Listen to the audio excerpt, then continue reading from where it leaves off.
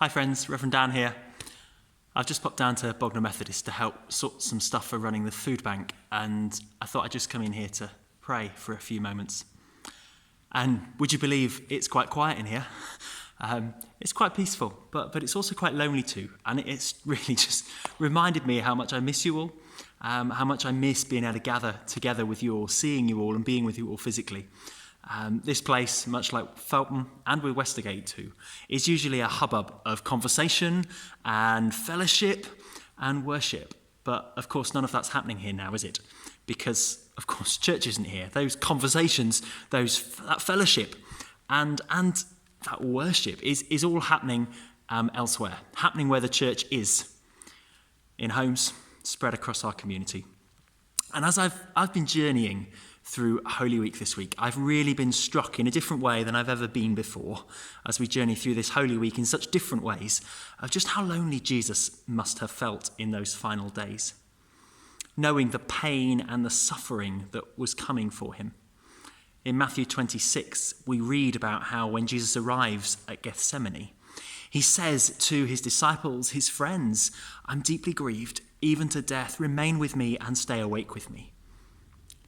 We see here Jesus' deep desire to be with others in that moment of suffering, to know his companions, his friends are with him. In prayer, Jesus then cries out to his Father, saying, "Father, if it's possible, let this cup pass from me, yet not what I want, but what you want."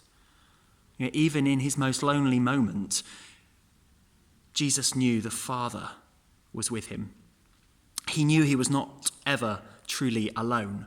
And sat here, I've really known that assurance that God is with me, whether I'm here in this building or indeed wherever I am, wherever we are, God is with us. And not only that we are with one another, that the church is with one another, even though we are physically distant from one another.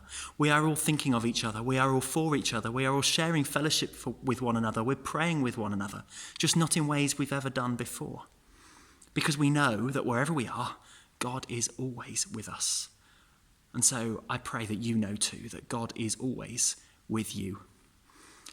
That's my testimony this week. God with us, God with me, wherever I am, even in my most lonely of moments.